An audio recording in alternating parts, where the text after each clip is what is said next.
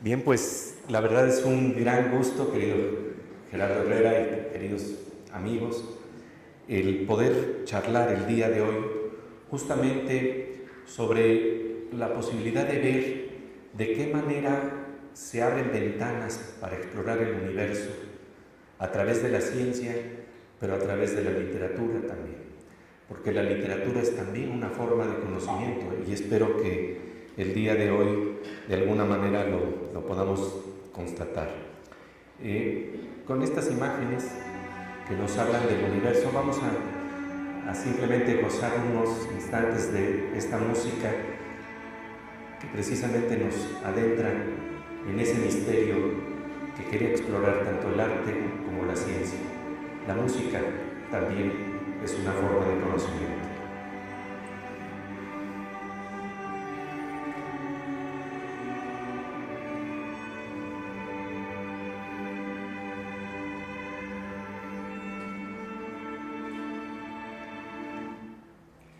Y bien, pues vamos a hablar de este libro, El inconcebible universo, sueños de unidad, para mostrar, ilustrado por Patricio Beteo, de Sexto Piso, editorial Sexto Piso, que trata de investigar un sueño que ha cruzado algunas de las mentes más brillantes del planeta. Estamos hablando que es un sueño que cruzó el cerebro de Einstein, el cerebro de Stephen Hawking, el cerebro de Edward Witten, pero que también en la literatura, curiosamente, cruzó el cerebro del poeta Walt Whitman, de Jorge Luis Borges y de Octavio Paz. Y espero que podamos adentrarnos un poco en estos sueños.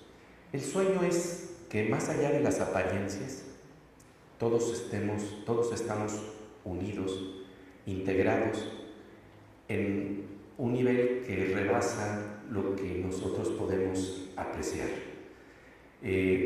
Vamos a hablar en un momento cómo se expresa este sueño en la física. Es el sueño de Einstein de tener un campo unificado, un nivel en donde todas las fuerzas de la naturaleza se integran y desde ahí surgen todas las expresiones de la vida.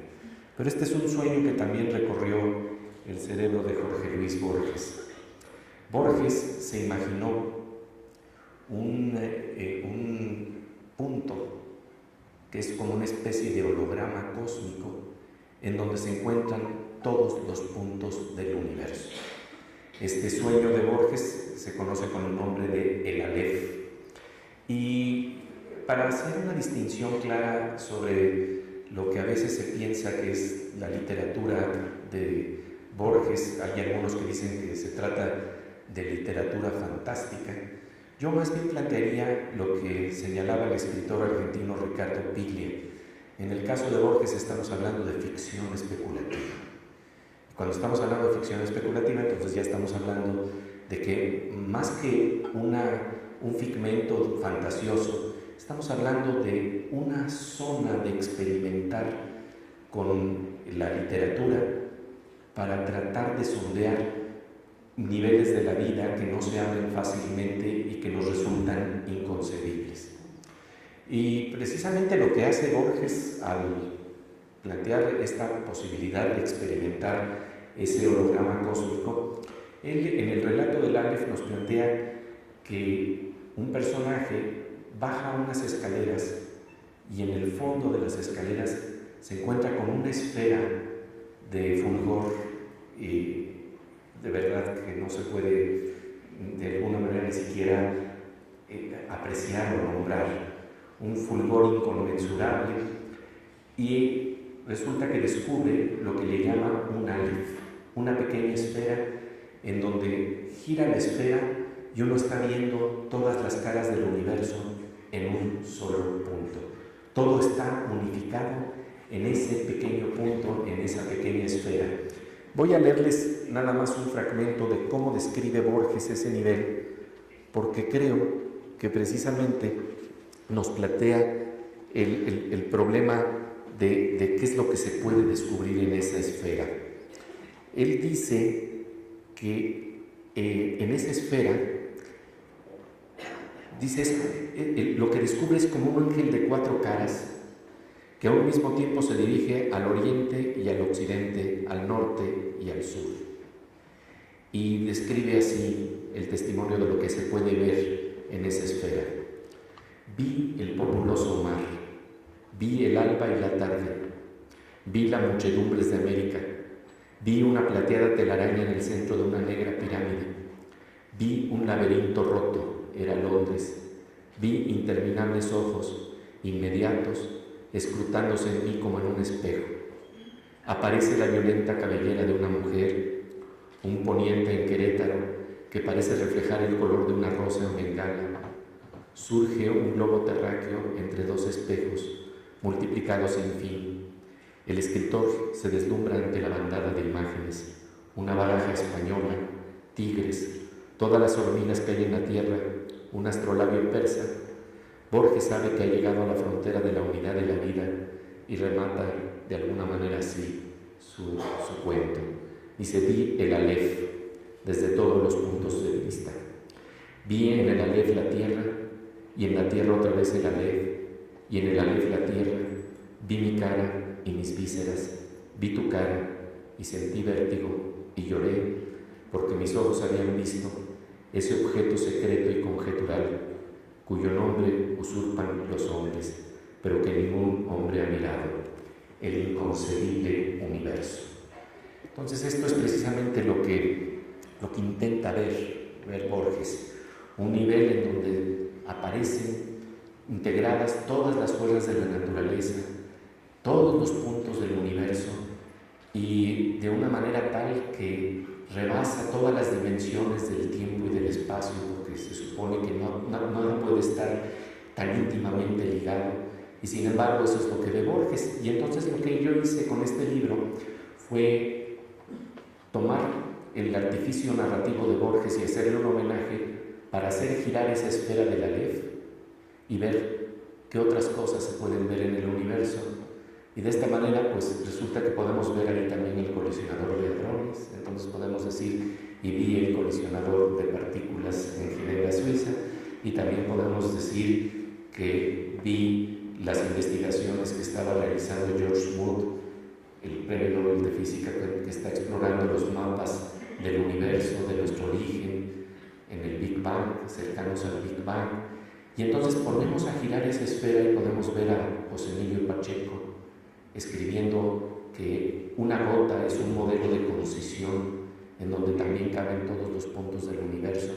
O podemos ver a Fernando del Paso atravesando todas las fronteras del tiempo cuando está narrando la novela Noticias del Imperio, en donde hace un salto y podemos entrar prácticamente a todas las zonas del espacio y el tiempo. Eso es lo mismo que pasa con Walt Whitman. Y entonces, para imaginarnos este relato de cómo se encuentra Borges con esa esfera, resulta que me encontré con una narración que me abrió los ojos a ver la influencia que tenía Borges de los matemáticos. De hecho, él tiene un prólogo muy interesante a un libro del matemático Charles Hinton que se llama Hacia una nueva dimensión del pensamiento. Y era un libro muy interesante porque fue publicado en 1888, y el libro, además de lo que tiene, que son textos, venía acompañado de una serie de figuras geométricas que se supone que si se armaban de cierta forma, facilitaban entender otras dimensiones en donde todo se entrevera, en donde todo se interrelaciona, otras dimensiones de tiempo y espacio que no podríamos imaginarnos. Es una especie de cubo de Rubik, que entonces se supone que el lector lo armaba y se le facilitaba entender lo que quería decir, ir más allá de las dimensiones que nosotros solemos apreciar. Solemos apreciar 3 dimensiones espaciales, una dimensión temporal, pero lo que estaba planteando este libro y este ejercicio del matemático Charles Hinton era la posibilidad de imaginar otras dimensiones posibles. Con base en esta historia, de repente descubro que hay un autor que se llama Joan Culiano, y Joan Culiano de repente dice que había un niño que jugaba con esos cubos que venían acompañado el libro de Charles Hinton, del matemático Charles Hinton. Y ese niño era Jorge Luis Borges. Lo que plantea entonces es que Borges está de alguna suerte entrando y compenetrándose con algunas de las ideas con las que va a jugar más adelante en su ficción especulativa. Y entonces esto me propone a mí el reto de hacer una especie de cuento pequeño, en donde entonces me imagino que Borges está jugando con esos poliedros desde pequeño y que arma alguno que se parece casi a una esfera y de alguna manera están haciendo la idea del Aleph desde que él era pequeño y jugaba con los cubos de Hinton. Esto es parte de mi imaginación, lo dejo muy claro cuando estoy hablando en términos de mi pura imaginación y cuando estoy hablando de lo que es un hecho. Pero hicimos un ejercicio para mostrar ese momento en que Borges podría descubrir el Aleph desde pequeño. Y entonces esto es algo que no se ha visto, prácticamente casi nadie lo conoce. Por primera vez vamos a ver aquí esto que es una cápsula de imaginantes que tiene que ver precisamente con el descubrimiento del Aleph de Borges. Entonces, vamos a correr. Esta es una pausa para romper los límites del pensamiento. A principios del siglo XX, un niño jugaba con unas piezas que en un libro del matemático Charles Hinton prometía la experiencia de la cuarta dimensión. Este libro se llamaba Jorge Luis Borges. Podemos imaginar que descubrió cómo sería su rostro en el futuro y cómo, al entrar en una nueva dimensión, encuentra una grandiosa esfera. Borges escribirá sobre ella en un cuento llamado El Aleph, que habla de un mundo que con un holograma cósmico contiene todos los mundos del universo. Tiene como los ojos una platea de araña que se llama la gigante, un astrolario persa, la violenta cabellera de una mujer, el inconcebible universo. Todo comienza con un libro que rompe los límites de la imaginación y nos permite asombrarnos con el Aleph de Borges a la vista. Y bien, eso es de verdad el descubrir que Borges pudo empezar desde niño a imaginar estas posibilidades que nos hablan de un universo inconcebible. Y como les decía, este es un sueño que también ha pertenecido al territorio de la física y de la ciencia, en términos de la búsqueda de un nivel que unifique todas las fuerzas de la naturaleza.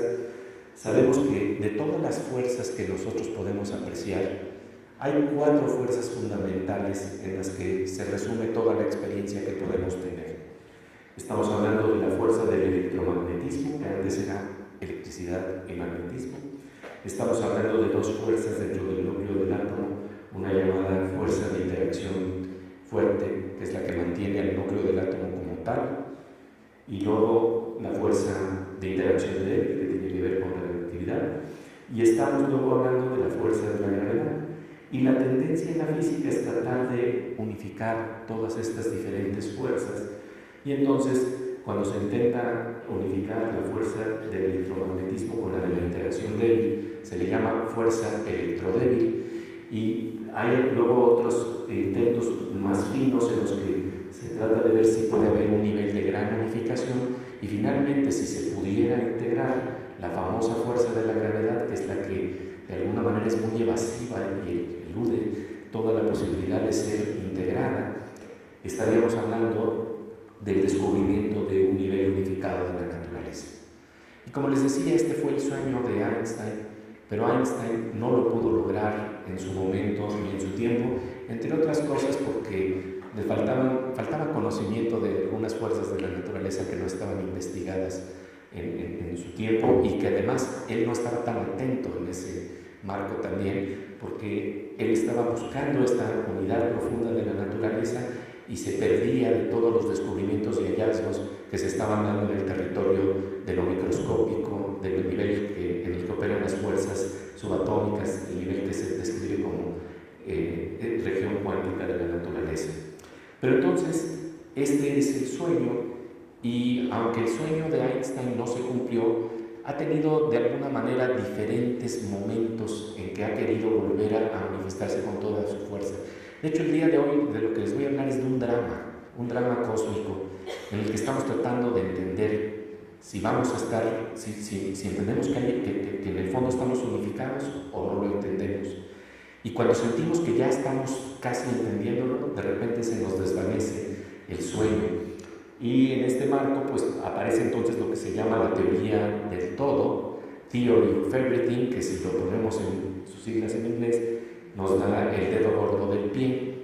Y una de las cosas divertidas es que cuando los libros empiezan a fluir y contactar las mentes y la imaginación de los lectores, entonces ocurren cosas como las siguientes. Fíjense lo que nos mandaron recientemente a partir de esta ilustración de Patricio Teteo.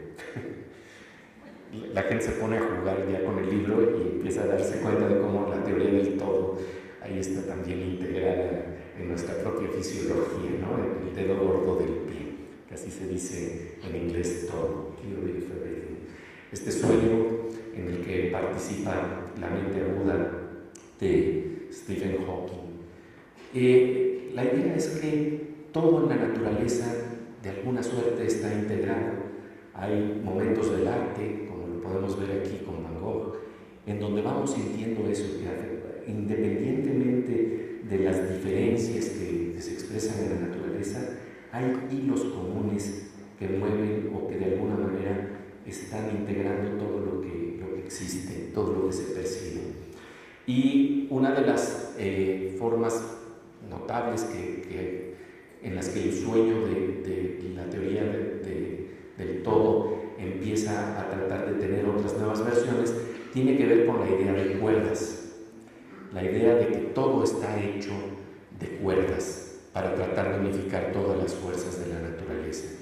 Y entonces en el libro, lo interesante es que tenemos una especie de QRs en las que, más allá de estar hablando con los protagonistas de la ciencia y de la literatura, hemos tenido esta suerte en el programa de la Oveja Eléctrica de Canal 22, que es programa de ciencia y pensamiento. Déjenme decirles que vamos a cumplir este año 10 años ya de estar transmitiendo la Oveja Eléctrica, y en ese marco pues hemos tenido la oportunidad de charlar con algunos de los protagonistas de vanguardia de estos conocimientos, y a través de QRs, de códigos bidimensionales como un teléfono celular, lo que pasa es que podemos entonces asomarnos a las concepciones que se están teniendo de la teoría de cuerdas.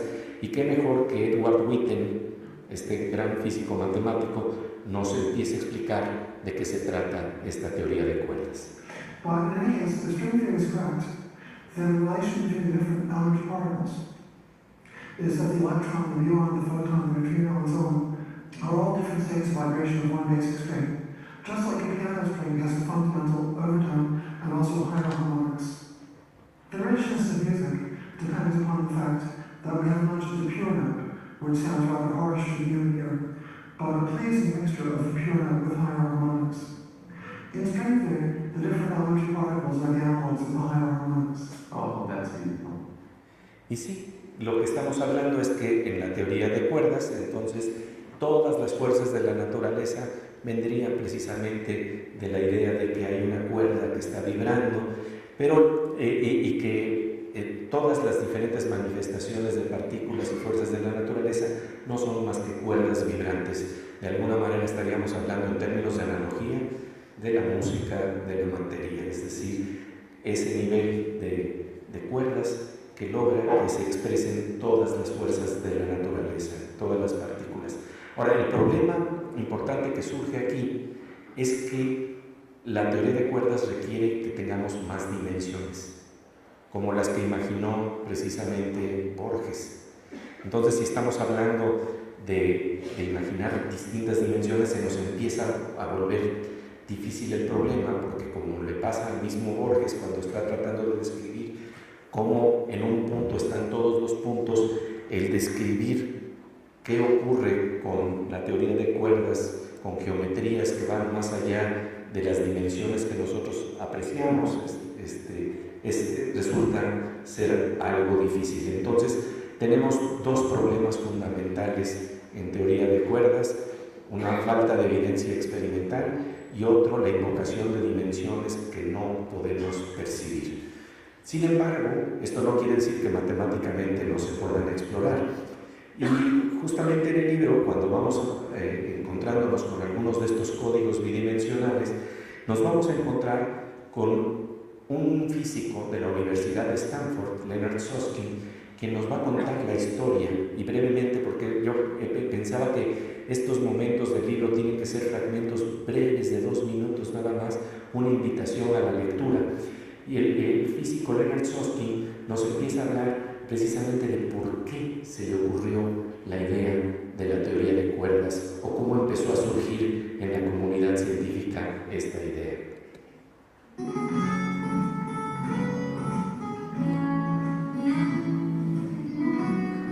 We are not having the picture of really a unified field like it's being developed now. Okay, so I'll tell you the history. The history was that myself and Nambu and some other people put together the string theory for hadrons. It wasn't just me, and it was a number of people.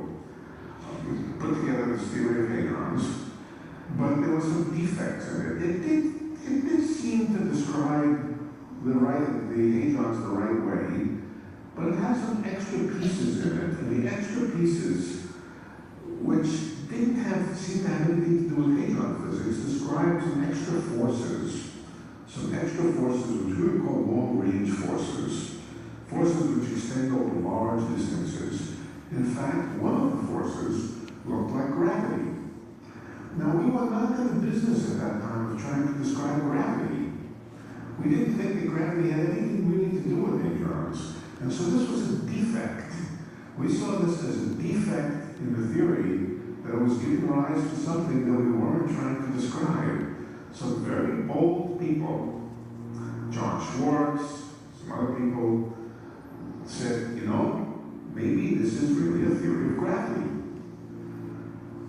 At first I thought that was crazy.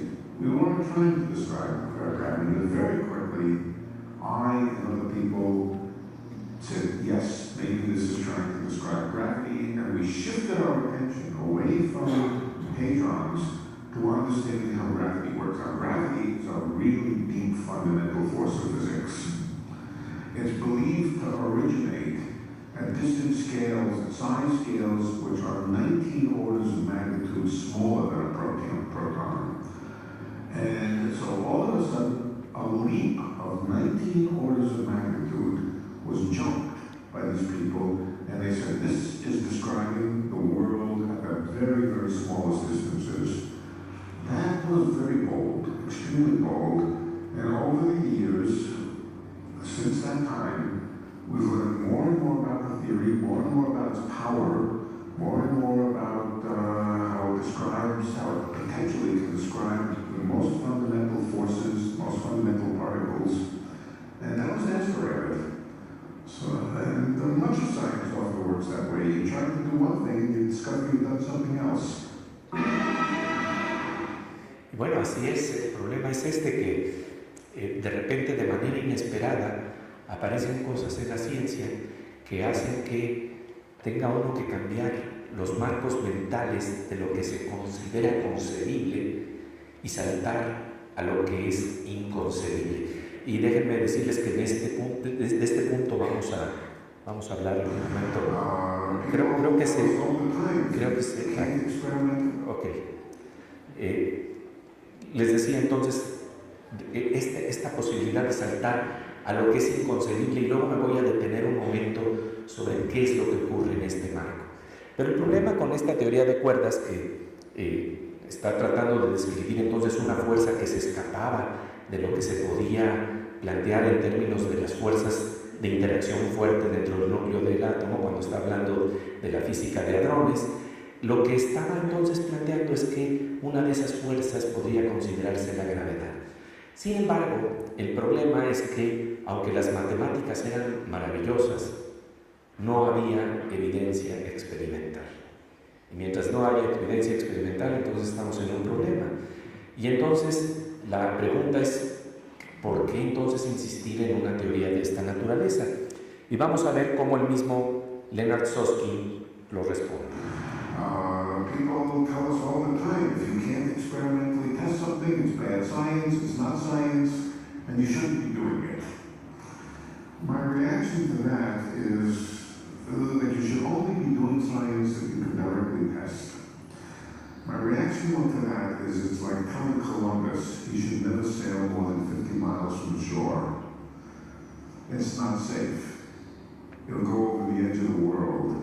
He's just crazy to try to do something that nobody's ever done before. Don't do it. I think it's the same thing, where there's something out there, it's there, it's unknown. Explorers will try to find out what it is. It doesn't matter what the people tell us. It's dangerous, you'll fall off the edge of the world, you'll wind up going crazy, you'll waste your time, you're doing bad science. You're curious, you want to understand it, so you push on the frontier. That's all you can do.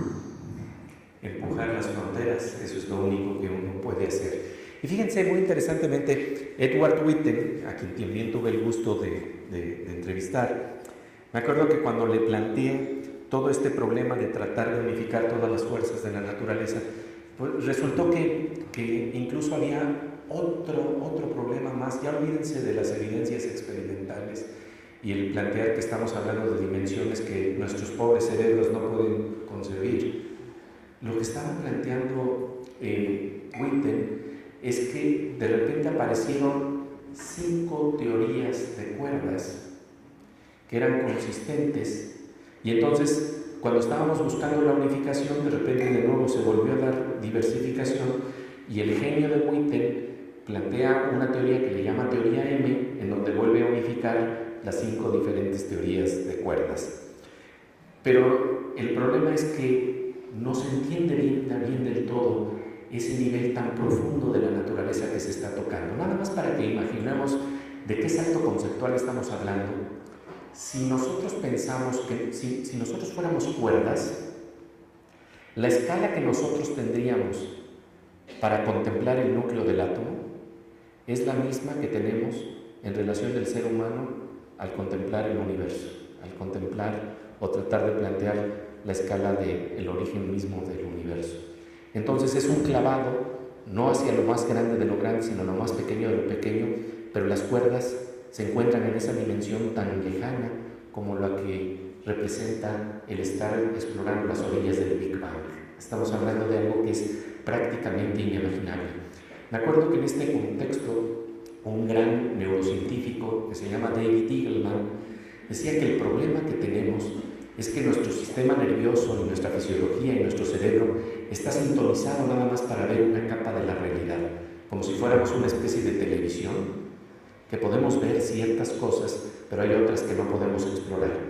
Y entonces lo que se nos sale del ancho de banda que podemos nosotros de alguna manera percibir, se vuelve paradójico, empiezan a ocurrir reglas del juego que son extrañas, que no están concebibles dentro de la gama de lo que nosotros solemos apreciar.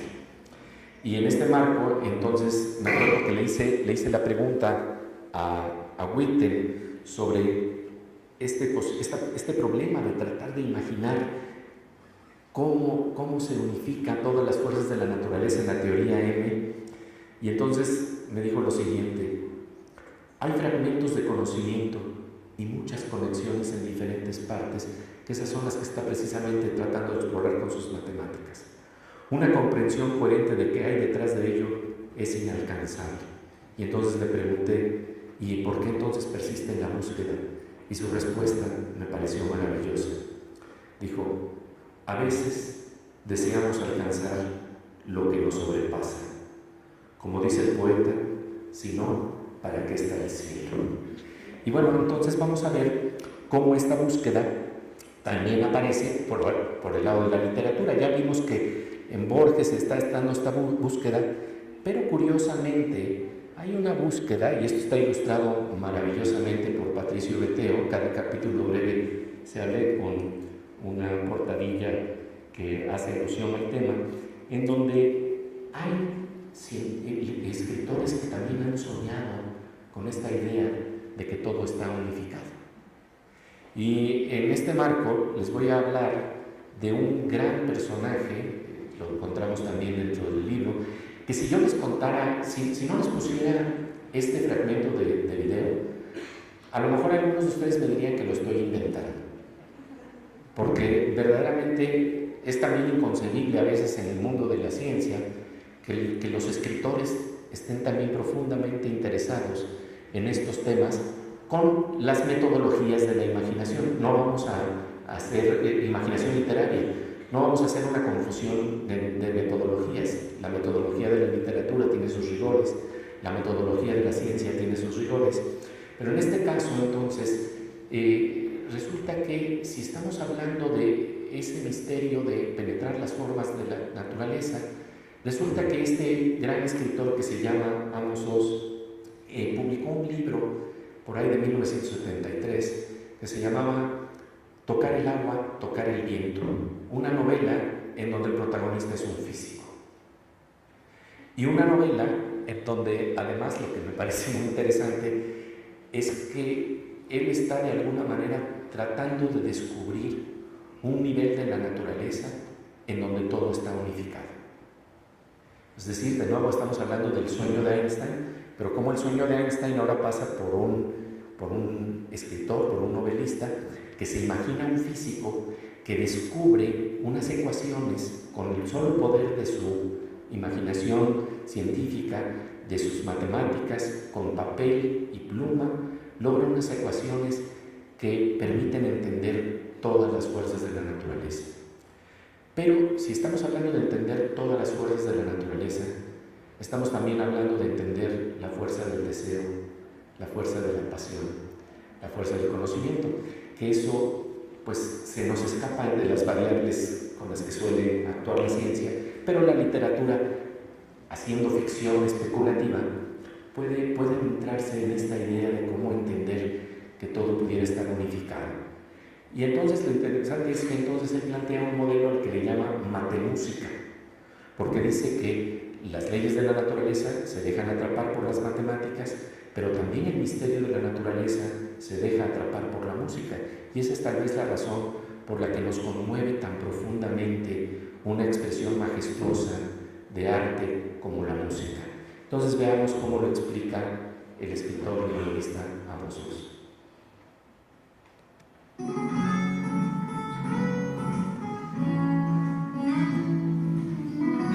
would like to ask you about one seminal work, the novel Touch the Water, Touch the Wind.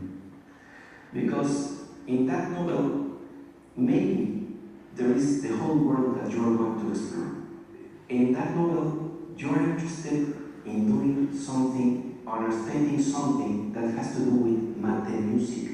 Can we talk about this? In this novel, I experimented in erasing the line between mathematics and music. I wanted to create a character, a visionary, a dreamer, who can combine together the quality of mathematics and the quality of music, which are very close to each other. They belong in the same family. And I think what links mathematics with music is rhythm and harmony. Rhythm and harmony. So, Touch the Water, Touch the Wind is a novel about math and music. It's about harmony. It's about rhythm. And in this novel, you explore theoretical physicists. It's very interesting because we nowadays have discovered Higgs boson, and it had to read something to you, no? Well, sounds vaguely familiar because my character resolves one of the paradoxes of mathematical infinity, which I have never dreamt of resolving, of course. But he resolves it in a way that I don't understand. He does. This means that you have also interested in things of science, or trying to understand that, for example, in science and physics, they are trying to grasp the unity of the universe, because what your character tries to do is really to understand a deep level of unity in the universe that could explain everything. And nowadays, this is the temptation in physics, but it's still not related to music. this has been the temptation for a long time. Certainly Einstein had this temptation to find an all-embracing theory which would explain everything. He didn't quite succeed in this. Is there such a theory or not? I really don't know, but I would love to think that there is. Will they find it in my day? Probably not. Will they ever find it? I don't know. But I like the idea that such all-embracing theory is possible because it is a comforting idea. It is essentially a religious idea. It's not about God, it's not about synagogue, it's not about church, but it is a religious idea. It's secular spirituality in a sense. Bueno, vean el rostro tan interesante de este personaje, porque de lo que está hablando es realmente la idea de encontrar una especie de espiritualidad secular en el sentido de asombro, la religión del asombro, digamos así, la religión de la curiosidad. Esta idea de que de veras estamos vinculados en el fondo. Me acuerdo que cuando platiqué sobre esto con la que posteriormente sería la directora del CERN, Fabiola Gianotti, la chispa de la mirada se encendía enseguida con esta idea de que es que eso es lo que algunos de nosotros como físicos estamos buscando. Y ella lo planteaba en términos de su tradición literaria, hablando de Dante Alighieri y hablando de esta búsqueda del conocimiento que es tan fundamental. Y déjenme decirles que esta búsqueda es curioso porque a veces no se conoce, que aparece también entonces en la poesía. Les quiero decir algo que me parece muy importante.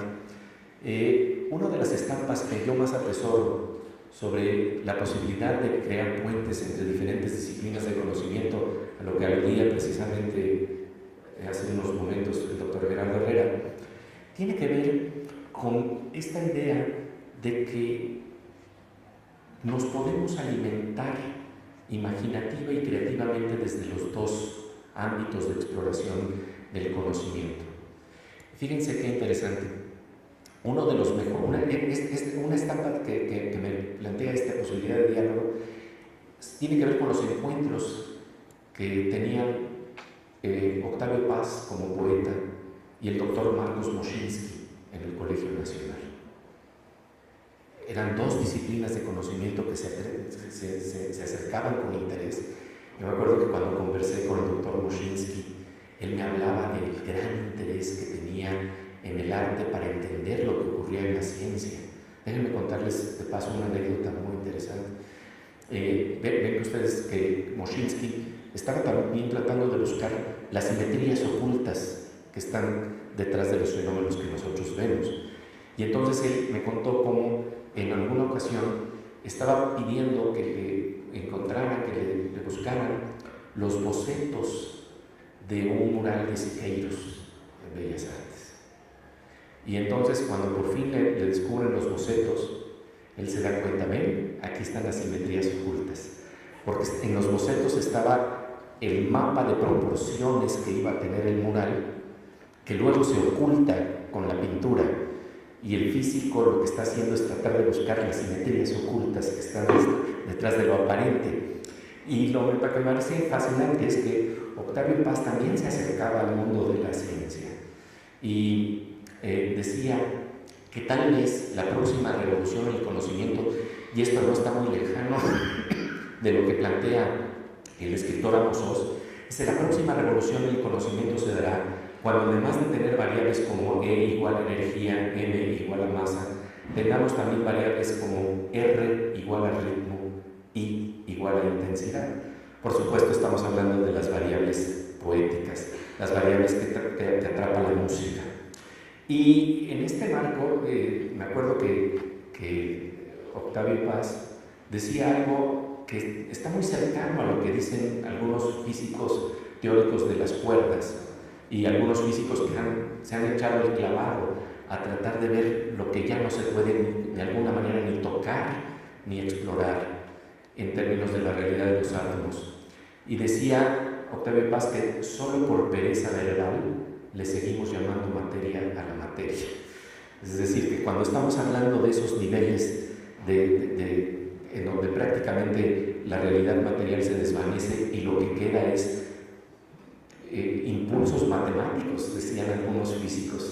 impulsos matemáticos, porque ella no es realidad corporal, sino que es una matemática la que está permitiéndonos conocer unos niveles que ya no vamos a poder ver ni tocar. Bueno, este juego entonces de tratar de capturar estas energías y de que también por otro lado se realizan de manera fabulosa a través de los experimentos de los colisionadores, en donde tratamos de definir qué huellas de esa naturaleza tan abstracta se manifiestan en la realidad para tratar de saber qué es lo que está abajo, cuál es la simetría oculta, qué es eso que ya no se ve pero que sin embargo está detrás de lo que vemos. También fue explorado de una manera muy juguetona por el gran escritor Salvador Elizondo en Cámara Lúcida. Y fíjense nada más esto porque de veras es divertido. Esta es la versión de Patricio Beteo de una máquina que concibe un cuento de los relatos de Cámara Lúcida de Salvador Elizondo, en donde hablan de un aparato que se llama el anapoyetrón. Y voy a explicar qué quiere decir anapoyetrón. Si vemos las raíces griegas, vamos a entender un poco de qué se habla. Poiesis quiere decir creación, anapoiesis, recreación. Entonces, este es un aparato para recrear la energía que un escritor puso en un poema. Si todos nosotros creo que nos hemos sorprendido alguna vez de que de repente estamos leyendo a alguien que ya murió, Walt Whitman, por ejemplo, y de repente el poema nos conmovió, como si tuviera una carga de energía, porque dice uno, ¿qué pasó aquí si este escritor ya murió? Y sin embargo en el poema esa energía de alguna manera se recrea por nosotros. Y entonces él inventa con mucho humor, de verdad, esto no pensemos que Salvador Elizondo está creyendo a pies juntillas lo que está jugando, pero nos está planteando algo que tiene que ver con nuestra imaginación de cómo ocurren las cosas y cómo las podemos explicar. Y entonces él decía que de lo que se trataba era de poner un poema en esa máquina y ver si nuevamente el poema se transformaba en energía. Si la energía y la intensidad que puso el poeta se puede de alguna manera volver a desplegar. Creo que es algo que todos hemos experimentado cuando leemos buena poesía o cuando leemos una buena novela. Se recrea un mundo. Ahí está la anapoiesis. Entonces, con mucho humor, nos dice que si nosotros pusiéramos unos versos de la Divina Comedia de Dante Alighieri, esos cuantos versos bastarían para alimentar la fábrica de automóviles de Fiat durante 200 años. Por supuesto está jugando, pero creo que el sentido del juego es divertido, es interesante y nos llama a explorar precisamente lo que no podemos ver y lo que es inconcebible para nosotros. Porque resulta que cuando más la física está explorando estos niveles más profundos de la naturaleza, la lógica que se encuentra ahí es distinta a la que nosotros solemos apreciar. Y esto se puede ver muy claramente con un fenómeno que se llama entrelazamiento cuántico. El entrelazamiento cuántico nos plantea que cuando hay una partícula subatómica que tiene un giro para arriba y la otra responde con un giro para abajo y viceversa. Esto lo jugamos en un cómic que hicimos al respecto para plantear el baile de las partículas, la danza de las partículas y cómo cuando una reacciona para arriba, otra reacciona para abajo. Pero lo interesante es que si las separamos a miles de kilómetros de distancia y las volvemos a medir, cuando hay una partícula que va para arriba, la otra, al que esté a miles de kilómetros de distancia, reacciona y va para abajo y viceversa. Y entonces esto que parecería una cosa extraña, curiosamente fue comprobado por el físico Alan Aspect en 1982 y me acuerdo que cuando hablé con un gran científico del Instituto Weizmann que estudia este fenómeno al que le llaman entrelazamiento cuántico o entrañamiento cuántico, yo le dije, ¿sabía usted que en México tenemos una canción que nos habla de este fenómeno? Y se me quedó mirando así como, bueno, a ver con qué vas a salir. Pero el caso interesante es que, porque esto es tan extraño, que Einstein decía que esto no era posible.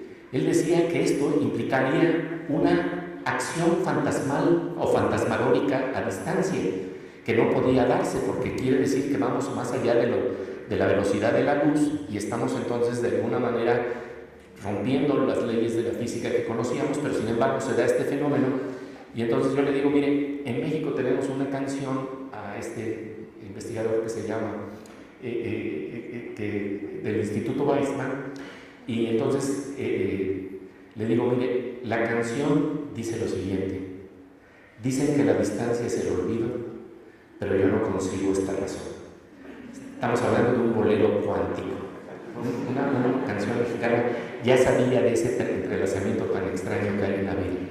Pero el problema es que, aunque aparecen aquí y allá estas formas que nos están planteando esta unidad, realmente no estábamos en la posibilidad de decir dónde continuaba el sueño de Einstein, hasta que me pasó algo muy interesante, precisamente en el colisionador de partículas. Aquí podemos ver uno de esos momentos maravillosos de los detectores que están tratando de atrapar esas partículas que corren en ese anillo de 27 kilómetros y le dan vueltas, 11.245 vueltas por segundo. ¿Qué dices? ¿Qué es eso? ¿Cómo se puede de alguna manera plantear esto? Y cómo esos investigadores están también al mismo tiempo leyendo la Divina Comedia y están también leyendo literatura, porque déjenme decirles que cuando se nos abre la imaginación literaria, cuando se nos abre la imaginación a través de los relatos de Octavio Paz, de Amos Oz, de Dostoyevsky, tienen influencia profundamente en la ciencia. Hay científicos que se inspiran precisamente por estas nuevas formas de percibir las cosas. Y en este marco quiero decirles que me acuerdo muy bien una invitación que tuve en el colisionador de partículas en Ginebra, Suiza, que estaba platicando con nuestro querido amigo el doctor Gerardo Herrera, y yo le estaba preguntando, oye, y después del colisionador, después del bosón de Higgs, de la búsqueda y del encuentro, el descubrimiento del bosón de Higgs, ¿qué viene? Y Gerardo, y eso nunca se me olvida, estábamos en un jardín platicando en una entrevista para la Oveja Eléctrica, y Gerardo me dijo, fíjate que viene algo muy interesante. Y me dijo, potencialmente es más fuerte que el descubrimiento del bosón de Higgs. Y entonces me empezó a hablar del descubrimiento del universo líquido, del descubrimiento de que, lejos de lo que se esperaba, de que cuando estamos teniendo estos choques de partículas en el colisionador, apareciera un gas, porque las energías que se están reproduciendo son similares a las que ocurren unos instantes después del Big Bang. A mí me parece fascinante saber que si ustedes quieren ir al teatro del universo y tener un teatro del Big Bang, hay que ir al colisionador de partículas de Ginebra, Suiza, porque ahí se recrean estas condiciones que son similares a las de unos instantes después del Big Bang. Bueno, ¿qué ocurre entonces? Que se esperaba que en esos calores, en esas intensidades energéticas, se iba a tener un gas, se iba a ver algo gaseoso, y sin embargo lo que ocurre es que aparece un universo líquido, una sopa de quarks y gluones. Es decir, cómo se encuentran los quarks y los gluones antes de que queden encerrados para siempre dentro del núcleo del átomo. Entonces, gracias a estos choques, por unos instantes se liberan de la prisión del átomo, de la prisión del núcleo del átomo, los quarks y los gluones, y lejos de lo que se podía esperar, aparece un universo líquido muy extraño, porque tiene prácticamente cero viscosidad. Me acuerdo que cuando me comentaba todo esto Gerardo, yo estaba asombrado, porque lo más interesante es que Gerardo me planteó lo que podría ser tal vez una de las primeras evidencias de que la teoría de cuerdas, que no tiene asideros fenomenológicos, es decir, que existen en la realidad, podría tener una forma indirecta de plantearnos que sí se relaciona con lo que nosotros vemos, que puede explicarnos cómo se comportan ciertos fenómenos en la naturaleza. Y entonces me habló de un gran físico, el físico argentino Juan Martín Maldacena, que trabaja en la Universidad de Princeton, Y de repente me di cuenta que el sueño de la teoría de cuerdas, el sueño de Einstein, volvía a tomar de nuevo otra forma, otra manifestación, aunque por supuesto sabemos que falta mucho todavía en el camino. Lo que está planteando Maldacena es fascinante, porque resulta que con las matemáticas de la teoría de cuerdas, que se supone que unificaban todas las fuerzas de la naturaleza a nivel vertical, resulta que esas mismas matemáticas se podían utilizar para conectar mundos a nivel horizontal y darnos una extraña unidad que no era la esperada, pero que es una unidad muy similar a la que ocurre en la poesía, que es la unidad que nos revelan las metáforas. Las metáforas siempre nos dicen, esto es aquello. Y una metáfora que es muy, muy impresionante en este marco es una metáfora de Octavio Paz que nos dice, las plumas son piedras. Uno se queda pensando, ¿cómo es posible que las plumas sean piedras? Pero si estamos hablando de una unidad fundamental de la naturaleza que el poeta también puede tratar de explorar, él nos empieza a decir que a nivel de existencia lo que es común a las plumas y las piedras es que son. Y entonces hay una unidad fundamental que ahí se está dando, que se explora la filosofía, que explora la poesía, que explora la literatura. Lo interesante es que la ciencia no funciona con metáforas, funciona con ecuaciones, pero las ecuaciones entonces de Maldacena, curiosamente, permitían una especie de diccionario en donde a través de estudiar, por ejemplo, un hoyo negro matemático en teoría de cuerdas, se podía explicar lo que pasaba con un metal superconductor. Y esto es impresionante porque esto es decir que un hoyo negro matemático es igual a un metal. Casi el mismo nivel de dificultad que decir que las plumas son piedras. Estamos hablando de algo que realmente uno dice, ¿cómo es posible esto?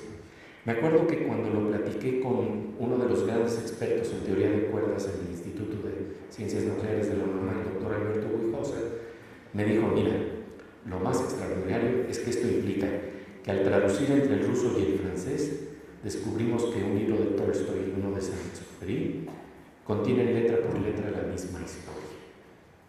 Entonces uno dice, ¿de qué estamos hablando? Estamos hablando de una unidad muy fundamental de la naturaleza que apenas empieza a explorar, que todavía es polémica, que todavía tiene mucho camino por recorrer, pero hay una dirección que está marcando que por ahí pueden darse estos fenómenos. Me acuerdo que cuando platiqué sobre esto con el doctor Sean Hartman de la Universidad de Stanford, me dijo, si nosotros hubiéramos dicho a un físico, a un astrónomo de principios del siglo XX, en los años 20, que a través de estudiar contenidos de la naturaleza que tienen que ver con su materia, podríamos explicar un plasma de quark gluones o un superconductor, nos habrían llevado con el loquero, porque nos dirían esto es imposible, esto no es así, pues, sin embargo esto ocurre. Y esto déjenme plantearles, creo que esto es lo que es interesante, quiero mencionarles por qué nos tenemos que exponer este tipo de conceptos y también el problema de cómo nos vamos abriendo a nuevos conceptos, porque el problema es que estamos ante lo inédito. Y lo inédito es cómo las plumas son piedras, es inédito, es inconcebible. Cómo un metal superconductor es igual a un hoyo negro, eso es inconcebible. ¿Cómo entonces nos abrimos a los conceptos que son inéditos? Déjenme decirles que en este marco hay un avance muy interesante que tiene que ver con una investigación neurocientífica relacionada con cómo se descubren las neuronas de concepto. Y entonces, luego, déjenme hacer un pequeño ejercicio de cómo podremos tal vez abrirnos a nuevas ideas, abrirnos a nuevos conceptos. Se descubre lo que le llaman la neurona de Jennifer Aniston. Esto lo plantea un doctor que se llama Rodrigo Quiroga en la Universidad de Leicester, y entonces explica así qué es lo que ocurre con la neurona.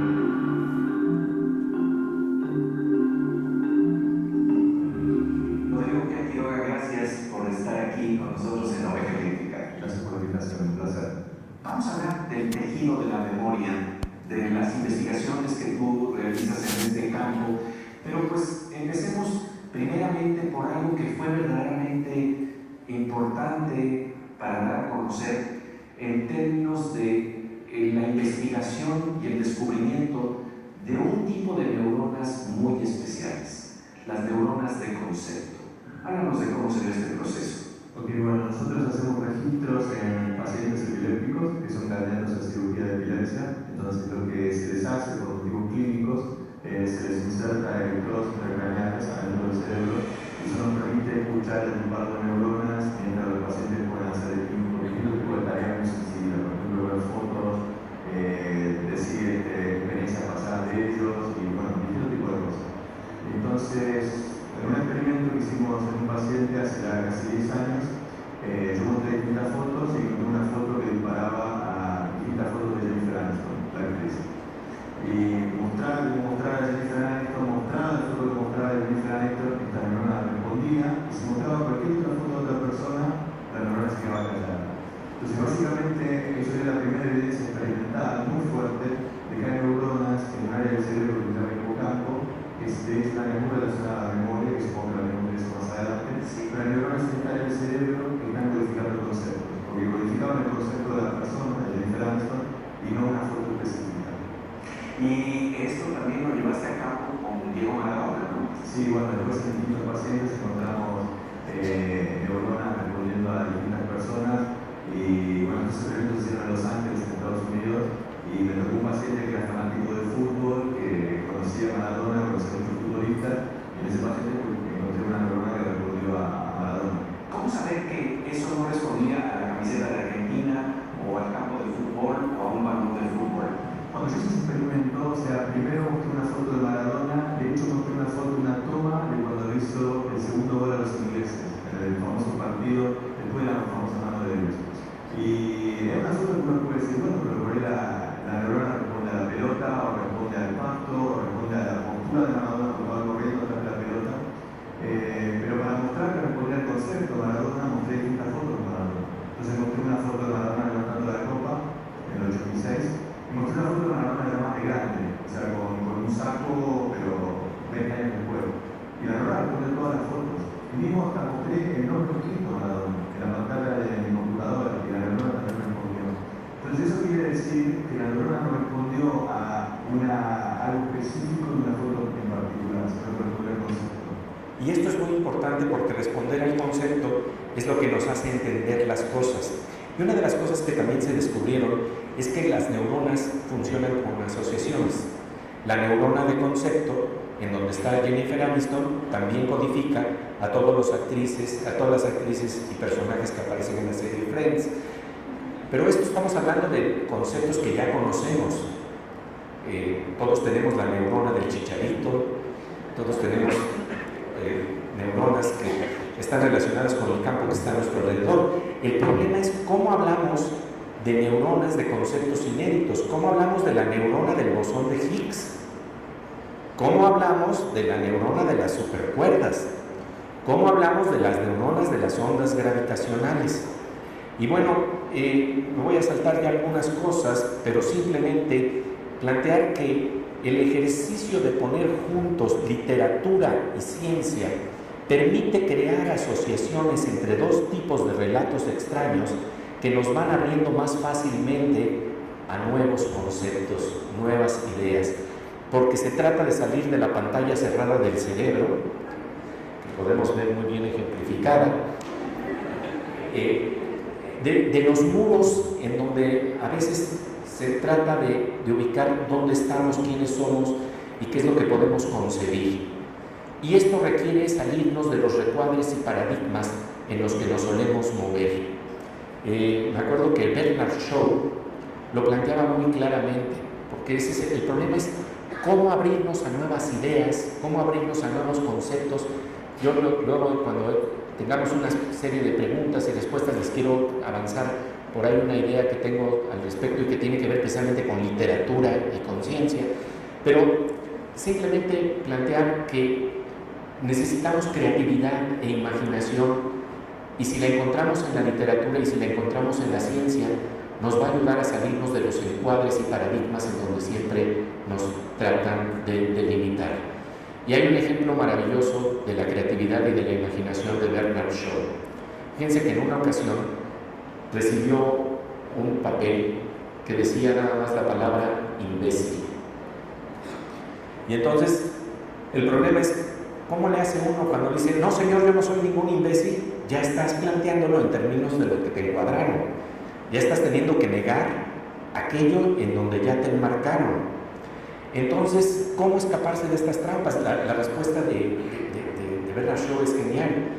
Dijo, yo he recibido muchas cartas sin firma.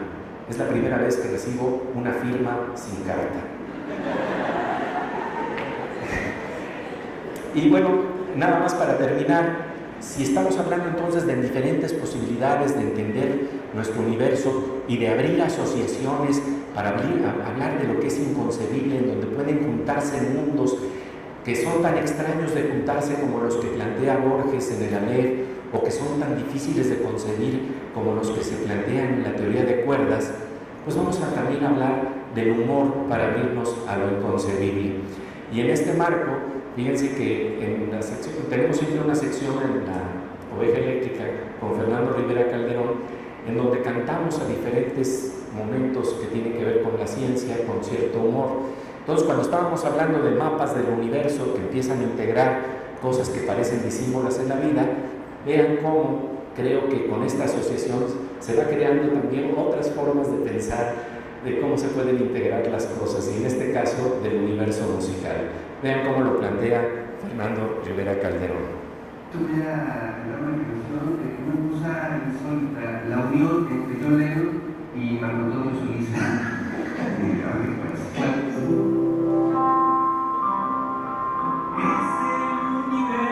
Una cosa muy extraña, un capricho, una avenida interminable de algún Dios. Hay muchas estrellas y galaxias y hoyos negros y también enanas blancas y otras cosas más extrañas. Son criaturas misteriosas, no sé si del diablo o tal vez de Dios, cosas que están ahí.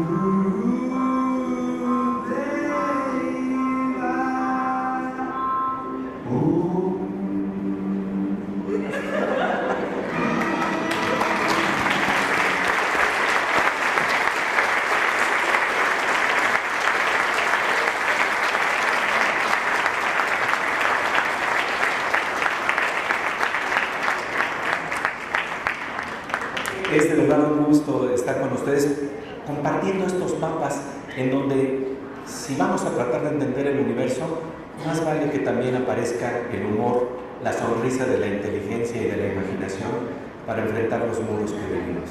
Muchísimas gracias. Sí.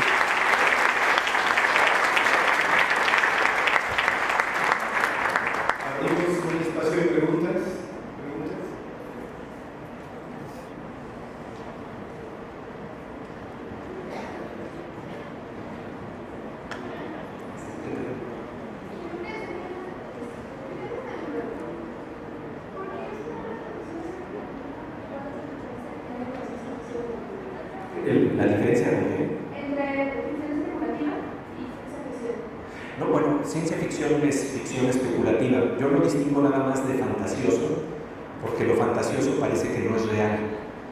Lo especulativo resulta que luego lo que pensábamos que no tendría un sustento en la realidad, el juego de espejo de la inteligencia avanzó mucho más que lo que la realidad a veces todavía nos ha traído. Esto creo que se ve precisamente en los grandes cambios en paradigmas, ¿no? Y precisamente la ciencia ficción tiene esta gran ventaja de abrirnos a otras posibilidades cuando todavía no se pensaba que eso era posible. Y es por eso que es tan difícil hacer ciencia en estos términos de pasión por el conocimiento y de investigar zonas que, como decía el profesor Leonard Susskind, todavía no estamos seguros que van a dar frutos. Sin embargo, dice, y por eso nos vamos a detener. Y me lo dijo también el doctor Edward Witten, el profesor Edward Witten. Me decía, es que ahí está el conocimiento y nadie inventó estas matemáticas nada más porque sí. Cuando aparecieron y nos dimos cuenta del poder que tenía la teoría de cuerdas, hay mentes como la mía que no pueden dejar de estudiarla. Y yo le decía, pero ¿está usted muy consciente de que hay algunos que dicen que ustedes están buscando desesperadamente supercuerdas? Y me decía, sí, lo sé. Y a lo mejor no vamos a lograr nada, pero es una dirección de investigación de la naturaleza y de las matemáticas que nosotros no podemos dejar de explorar. Entonces sí, en ficción especulativa nada más lo planteé como tal vez un sinónimo de ciencia ficción, pero no quise de alguna manera conectarlo con lo fantasioso, porque me parece que no estamos hablando de fantasías, sino que estamos hablando de matemáticas. ¿Alguien más? ¿Otra pregunta? Sí. Sí. ¿Qué opinas acerca de la posibilidad de mundos paralelos donde se perciban diferentes dimensiones, por ejemplo, menos o más, de la que nosotros percibimos, ¿no? Esa es una pregunta apasionante y quiero decirles que tuve la oportunidad de estar en el Instituto Tecnológico de Massachusetts, en donde entrevisté a Seth Lloyd, un científico que le interesa mucho el mundo de los universos paralelos. Y lo que les quiero decir es que por lo menos a nivel microscópico sí ocurre. A nivel de física cuántica se está hablando de las posibilidades de lo que le llaman hoy computación cuántica, que todavía está en etapas tempranas, pero el físico Richard Feynman fue el que primeramente planteó que eso era factible en ese territorio. Cuando ya estamos hablando de que eso ocurra a nivel macroscópico, eso todavía no podemos hablar de ello. Pero lo interesante es que mis amigos en la Universidad de Harvard me comentaban que los modelos de transporte de energía en la fotosíntesis eran mucho más adecuados cuando se hablaba de la interpretación de los varios mundos de la mecánica cuántica, que implica una suerte de universos paralelos, que con los modelos tradicionales. Es decir, que la naturaleza sí parece funcionar ahí desde ese nivel. Y entonces yo le pregunté, pero a ver, porque él me dijo una cosa muy hermosa, me dijo, yo soy masajista de átomos. Soy masajista de átomos para tratar de conservarlos en esas extrañas propiedades en donde tienen múltiples posibilidades simultáneas, pero que con cualquier perturbación se destruye el fenómeno. Ese es el problema de la computación cuántica. Pero entonces le dije, ¿y cree usted que dadas las condiciones adecuadas, esto también pudiera ocurrir a nivel macroscópico? Y fue muy interesante porque ahí es donde me di cuenta de la discusión y el diálogo maravilloso que hay en ciencia. Él, por ejemplo, no le interesa la teoría de cuerdas, pero de repente se me queda viendo en esta parte y me dice, pero en cuanto a estos universos paralelos, sí, creo que hay todavía una versión de mí que tiene todavía cabello, porque él ya no tenía mucho pelo, y que sí lo veo posible. Y ahí es donde nos damos cuenta cómo todavía la imaginación del científico, ante los retos de lo desconocido, realmente está en terrenos que a veces son especulativos, pero que tarde que temprano pueden dar frutos. Esto es lo que es interesante. El diálogo, la discusión, el darnos cuenta que la ciencia no es un caso cerrado. Cada vez que hemos pensado que ya estábamos ante un caso cerrado, de repente surge un nuevo hallazgo que nos cambia el paradigma, que nos cambia el encuadre que estábamos viendo las cosas. Pero lo interesante es que este hombre sí concebía la posibilidad de que a nivel de elementos macroscópicos, tal vez algún día me decía, yo viendo mis matemáticas siento que esto puede ser factible. Ahora, ¿quieren ver una novela en donde se exploran estas posibilidades y que antecede mucho los estudios de Seth Lloyd? Pueden ver la novela de ciencia ficción que se llama La llegada de los gatos cuánticos, de Frederik Pohl.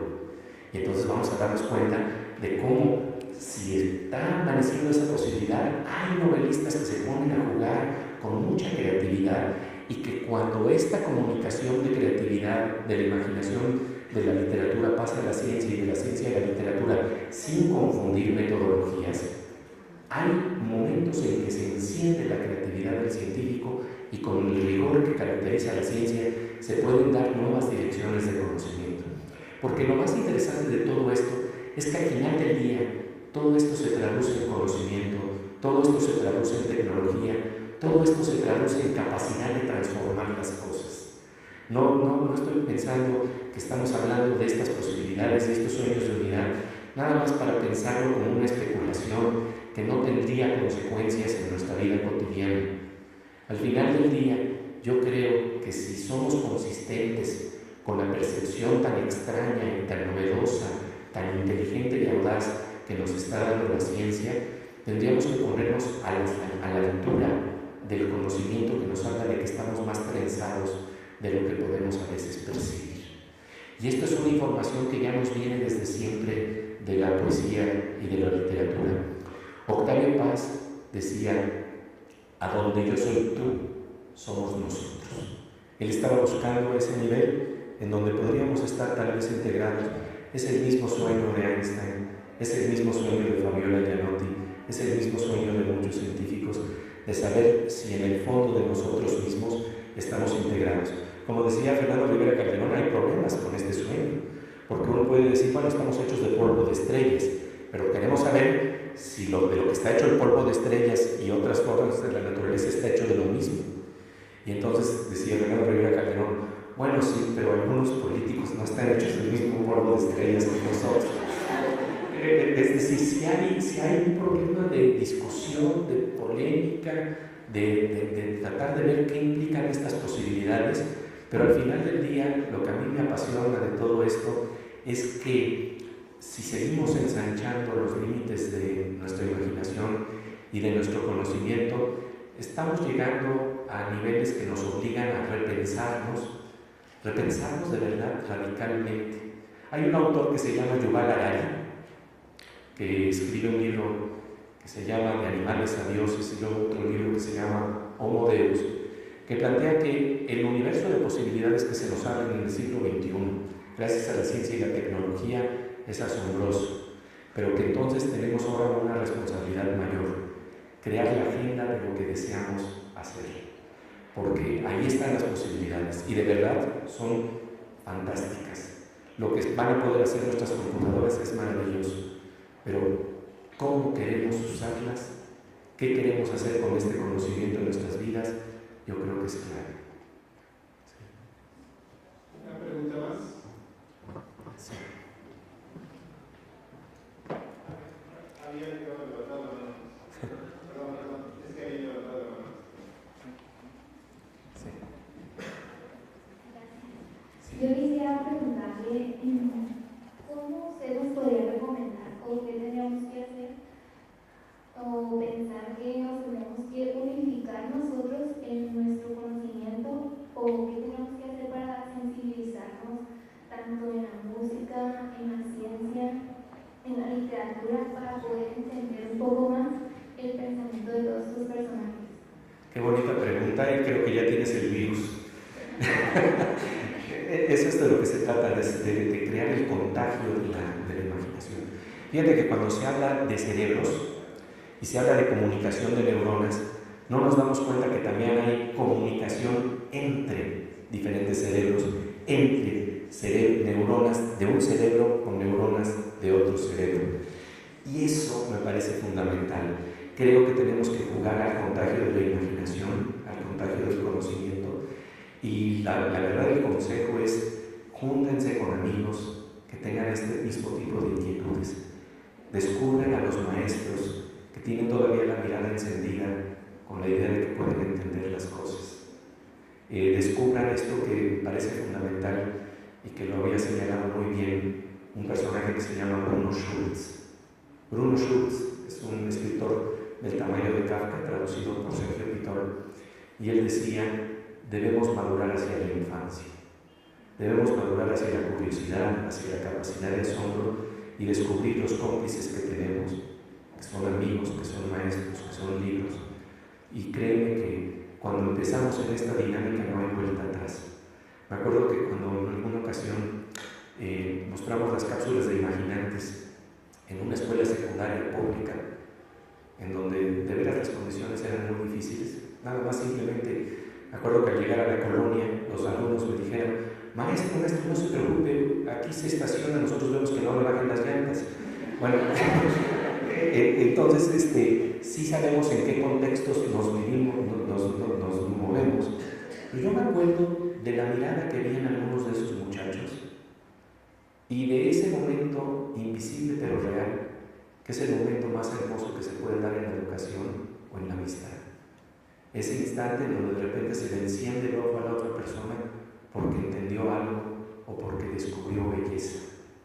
Y como decía el poeta Luis Ríos, una vez que se descubre eso, ya no podemos vivir como si la belleza no existiera, ya no podemos vivir como si la inteligencia y el conocimiento no existieran. Entonces busquen a sus